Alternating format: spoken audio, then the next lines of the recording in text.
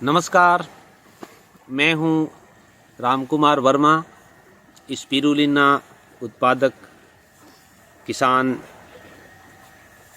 नौहर, जिला हनुमानगढ़, राजस्थान। आपने हमारे फार्म के पहले भी कई वीडियो देखे होंगे। आपको कैसा लगा ये तो मुझे नहीं पता, लेकिन 3-4 वीडियो हमने बनाए हैं कि पिछले 6-7 साल से हम स्पिरुलिना उगा रहे हैं राजस्थान के इस मौसम में, यहाँ की धरती पर।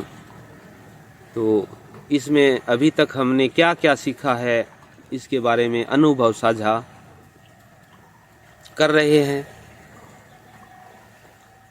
आज हम बात करेंगे जो हम पारंपरिक खेती करते हैं, पारंपरिक खेती में और स्पाइरुलिना खेती में क्या अंतर हमें लगा। पारंपरिक खेती में जैसे गेहूं बिजाई करते हैं, उदाहरण स्वरूप आप मान लेते हैं कि गेहूं बिजाई करते हैं, तो गेहूं के लिए क्या होता है, उसकी सार संभाल किसान को क्या करना होता है कि समय पे उसका बिजाई कर लें और उसके अंदर जो जो खाद पानी और देना होता है वो दिया जाता है समय समय पर। उसकी क्वालिटी या ग्रोथ सही हो रही है या उसमें कोई दिक्कत आ रही है, उसके लिए पहचान करना होता है। इसी तरह हमें ये लगा कि स्पाइरुलिना भी इसी तरह की एक फसल है, और इसमें फ़र्क ये लगता है कि जैसे गेहूं है तो गेहूं तो बिजाई कर दी, अब उसमें कोई भी चीज़ है वो देखना है तो वो तो सामने दिख जाती है। तो इधर इसकी भी बिजाई करते हैं, वो ज़मीन पर उगता है, ये पानी में उगता है। अब उसका ध्यान क्या रखते हैं, गेहूं के अंदर समय समय पे सिंचाई करना है, तो इसमें भी पानी पूरा करना है। समय समय पे उसमें अपन खाद जो डालते हैं तो इसमें भी खादें डाली जाती है इसकी बढ़वार करने के लिए। गेहूं का जो पौधा है वो तो बड़ा होता है, तो अपने सीधा उसको देख लेते हैं भी इसका रंग कैसा है, इसकी हाइट कितनी है और इसकी क्वालिटी कैसी आनी चाहिए, जो सामने दिख जाता है। और दूर से ही हम खेत को पहचान लेते हैं भी गेहूं अच्छी चल रही है हमारी फसल। स्पाइरुलिना में क्या है, ये पानी में उगने वाली है, और इसको पहचानने के लिए वैसे तो हम जब इस खेती को करते हैं ना, तो इसका जो रंग होता है वही आम पारंपरिक फसलों की तरह एक जेड ग्रीन यानी गुड्डा हरा, इसमें कुछ नीलापन, इस तरह का इसका वास्तविक जो रंग होता है, उस रंग से पता चलता है कि कैसी चल रही है।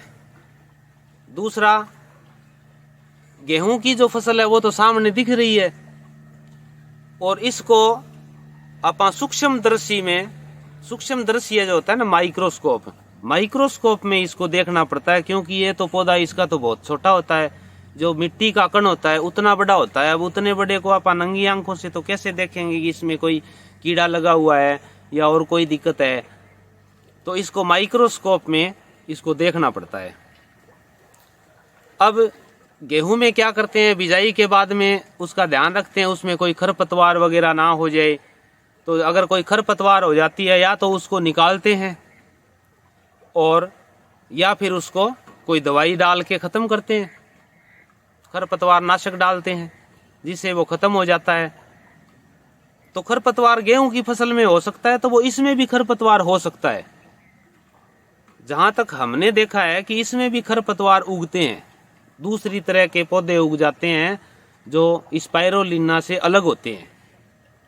स्पाइरुलिना तो माइक्रोस्कोप में अगर आप देखेंगे तो ये एक घुमावदार तार की तरह होता है, जैसे डॉट में जो स्प्रिंग होता है उस स्प्रिंग की तरह होता है। और वो स्प्रिंग का जो तार होता है वो भी जाली नुमा होता है, उसके भी आर पार दिखता है। जैसे अपने कांटे वाला तार है, उस वो जॉइंट में 2-3 तार होते हैं, तो उसके अंदर से आर पार कई जो छिद्र होते हैं उसमें दिखता है, जो स्पेस रहता है उसमें, उसी तरह इसमें भी दिखता है।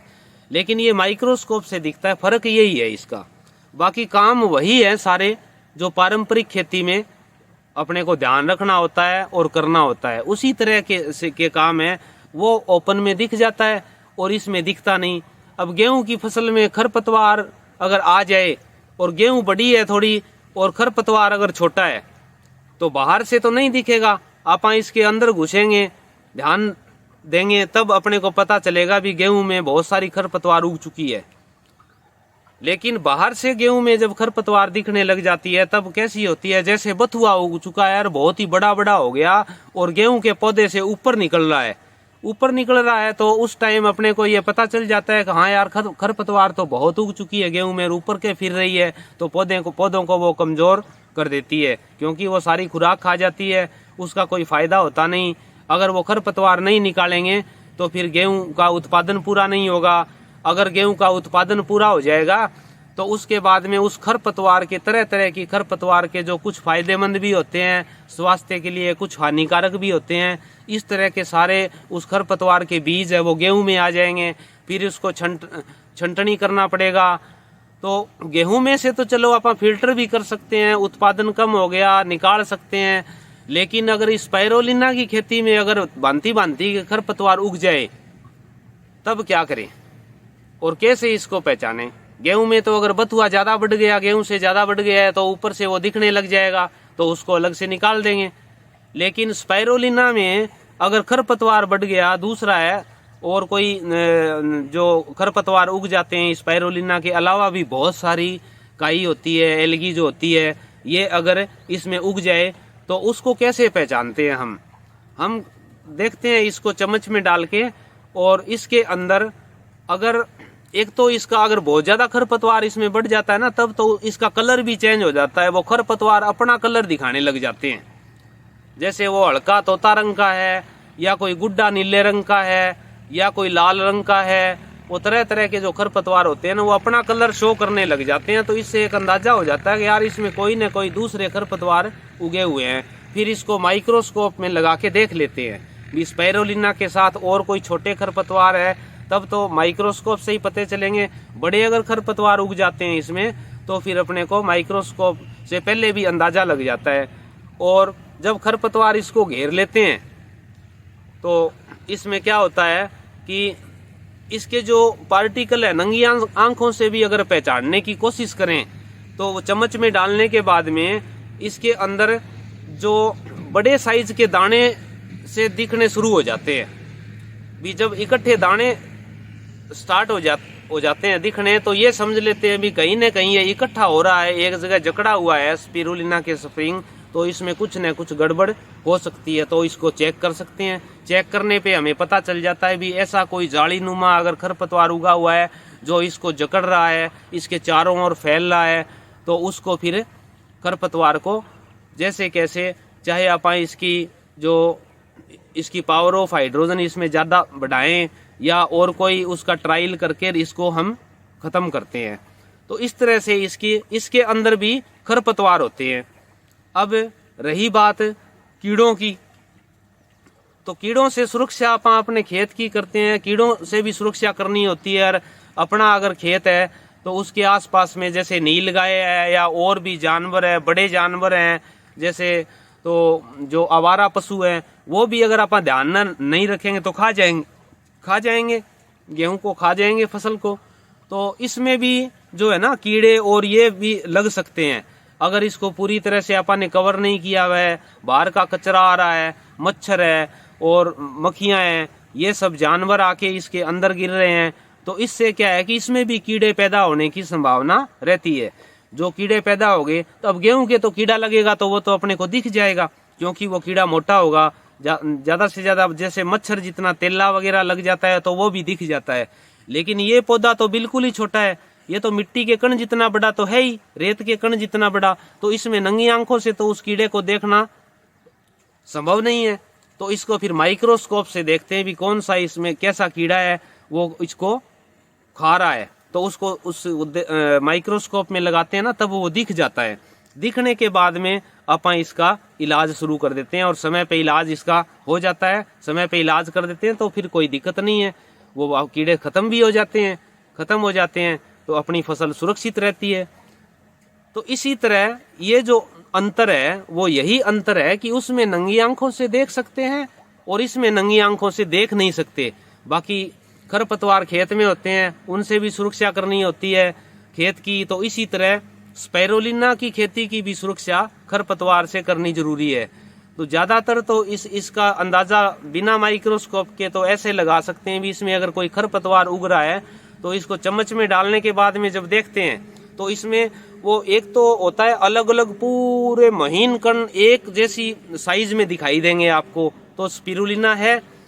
और दूसरा उसके अंदर अगर दाने बीच में दिखाई दें उससे 4 गुना बड़े या 6 गुना बड़े या 2 गुना बड़े या 8 गुना बड़े, तब हमें ये कुछ शक होता है कि यार इसमें कुछ न कुछ और चीजें अलग इसमें उग चुकी है, तब उसको माइक्रोस्कोप में चेक करने की आवश्यकता होती है।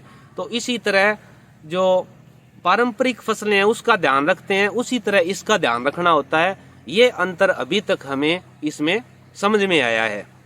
बाकी जैसे जैसे हम इसको उगा रहे हैं तो इसकी जो भी जानकारियां हमारे समझ में आ रही है वो हम आपके साथ साझा कर रहे हैं और साझा करते भी रहेंगे। तो ये सारे ध्यान जो अपने को आम जो दूसरी खेती में रखने होते हैं, कीड़ों का ध्यान रखना है और कोई बीमारी का ध्यान रखना है, तो इनके भी अपने आप में संकेत है।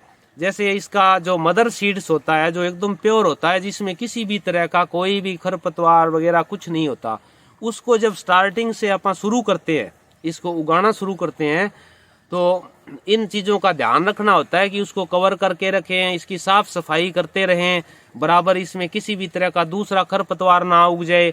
अगर इस तरह से अपन करते हैं तो इसमें फिर संभावनाएं बहुत कम हो जाती है भी दूसरी चीज़ें उगने की, इसलिए ये पूरा साफ सुथरा हो जाता है। और अगर इसमें कोई दूसरे खरपतवार उग जाते हैं या कोई कीड़े लग जाते हैं तो एक तो इसकी जो खुशबू होती है, जो नेचुरल खुशबू होती है इसकी, उस खुशबू में फर्क पड़ जाता है, वो खुशबू चेंज हो जाती है। और बहुत ज़्यादा अगर कीड़े वगैरह लग जाए, इसको काटने लग जाए, नष्ट कर दे, तो इसमें क्या है कि स्मेल आने लग जाती है, स्मेल आने लग जाती है। या और कोई बीमारी इसमें लग गई जिससे इसको नुकसान हो रहा है, या ये बढ़ नहीं रहा है, या ये ख़त्म हो रहा है, या ये नीचे जा रहा है, तो इसमें स्मेल भी आने लग जाती है और इसका जो कलर है वो प्रभावित होने लग जाता है। जब इसका कलर प्रभावित होता है, कलर में चेंजिंग आती है, यानी इसका ओरिजिनल जो कलर है, वास्तविक जो रंग है वो है ब्लू ग्रीन, यानी नीला हरा। इसमें कुछ नीला होता है और बाकी हरा होता है, एकदम गुड्डा हरा जिसको बोलते हैं, उस तरह का इसका कलर होता है। तो उस कलर में अगर चेंज आए तब ये समझ लेते हैं कि इसमें कुछ न कुछ चेक करने की आवश्यकता है भी कलर चेंज क्यों हो रहा है। इसी तरह से इसकी पहचान अपन माइक्रोस्कोप के जरिए कर सकते हैं। पारंपरिक खेती में तो बहुत बड़े बड़े पेड़ पौधे ये सब होते हैं तो ये तो सीधे दिख जाते हैं, लेकिन इसमें माइक्रोस्कोप की सहायता से इसको पहचान कर सकते हैं। बाकी इसका मैनेजमेंट जो है ना लगभग उसी तरह का है, वर्किंग तो इसमें वही सारी करनी पड़ती है। इसको स्वस्थ रखना, कीड़ों का ध्यान रखना, इसमें खरपतवार का ध्यान रखना, इसमें पानी का ध्यान रखना, इसमें खाद और खुराक जो दे रहे हैं उसका ख्याल रखना, ये सारी चीज़ें इसके मैनेजमेंट में आती है। इसमें साफ सफाई है वो अच्छे से, जैसे इसको कवर करके रखते हैं, उसमें जैसे नील गाय वगैरह ये घुस जाए तो उस गेहूं को काट के खा जाती है और अपनी फसल को खराब करती है किसान के। और या और कोई आवारा पशु है वो अंदर घुस जाए गैर मौजूदगी में तो वो भी फसल को नुकसान करते हैं। इसी तरह इसमें भी जैसे पानी है तो पानी अगर भरा दिखाई देगा तो गर्मी का मौसम चल रहा है तो कोई कुत्ते वगैरह इधर उधर भाग रहे हैं, वो भी तो पानी को देख कर अपने आप को मतलब उसके अंदर जो टैंक में घुसकर और आनंद लेने की कोशिश करेंगे। तो टैंक में घुसेंगे तो पता नहीं उनके क्या क्या उनके समस्याएं हैं, और वो उसके अंदर अगर घुस गए तो उससे कोई कीड़ा या बीमारी भी फैल सकती है। तो इस तरह से इसका भी ख्याल रखना पड़ता है। तो आज के वीडियो में अपन इतना ही जो साझा करेंगे विचार। आगे जब भी समय मिलेगा हम और भी वीडियो बनाएंगे और इसकी जानकारियाँ हमने जब जो पिछले 6-7 साल में इससे सीखा है वो हम आपके साथ ज़रूर साझा करते रहेंगे। इसके लिए हमारे इस चैनल को अगर आपको अच्छा लगा तो इसको सब्सक्राइब कर लें और इसका बेल आइकन का बटन दबा के रखें, ताकि जब भी अपन इसके बारे में चर्चा करें तो हमारी चर्चा आप तक भी पहुंचे।